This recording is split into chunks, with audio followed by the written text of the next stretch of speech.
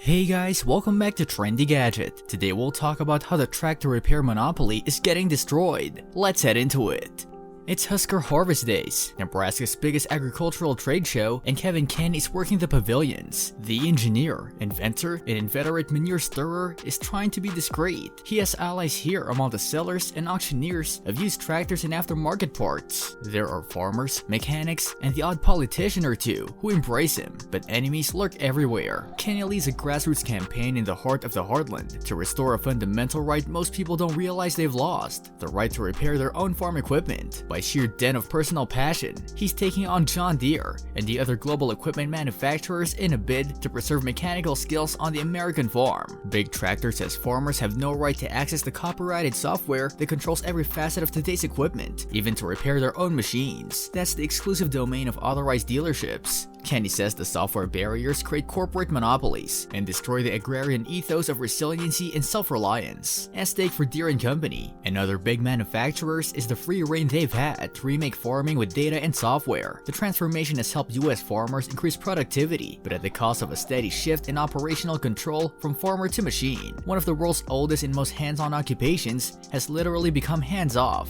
Anything a farmer does on a modern tractor, beginning with opening a cab door, generates messages captured by its main onboard computer, which uploads the signals to a cloud via a cellular transmitter located in many Deere models beneath the driver's seat. These machines have been meticulously programmed and tested to minimize hazards and maximize productivity, Deere says, and it's all too complicated for farmers to be getting involved with. The issue isn't actually repair, it's agitators who insist on the right to modify the machines. For a decade, the right to repair battle cry has rattled around rare field cases of digital rights activists, techno-libertarians, and hands-on repair geeks, primarily on the east and west coasts. Now largely because of Kenny's persistence, it's tugging at the farm belt. Why, activists ask, should the buyer of an espresso machine or laser printer have to get replacement pods and cartridges from the original manufacturer? Who is Apple Incorporated to dictate that only its certified parts can be used to repair a broken iPhone screen? What gives Deere the right to insist, as it did in a 2015 filing with the US Copyright Office, that its customers who pay as much as $800,000 for a piece of farm equipment don't own the machine's software and merely receive an implied license to operate the vehicle? American farmers have a saying to describe their loyalty to Deere as attachment stretching back generations in many families. We bleed green.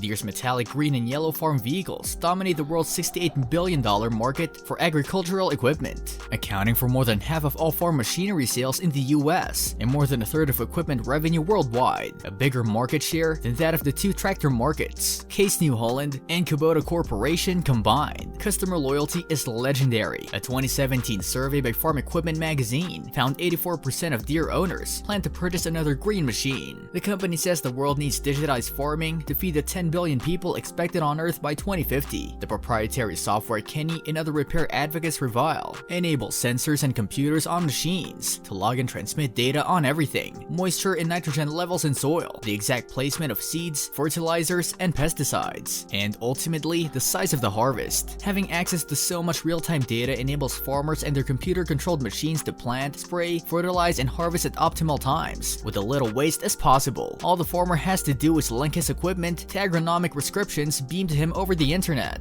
This is farming's version of big data, and the potential is staggering. Enthusiasts say the efficiency gains of recent decades have increased productivity an estimated 1.4% per year for the past 70 years. The machine's emission control system would repeatedly ice up on cold nights and in the morning throw a fault code that prevented it from starting. In 2018, Blauhorn was racing to bring in the harvest before an approaching windstorm when the system wouldn't turn over. He says the 5-hour wait for someone to show up and do a half-hour software fix contributed to a loss of at least 15% of the crop. And since then, he doesn't take chances. We just let the machine run all night, he says. What do you think about the right to repair? Let us know in the comment section. This brings us to the end of our video. I hope you enjoyed it. Hit like if you did, and don't forget to subscribe to our channel so that you don't miss any of our videos in the future. Also, watch the 2 videos that are on your screen because I'm sure you'll love them. With that, I'll see you in the next video.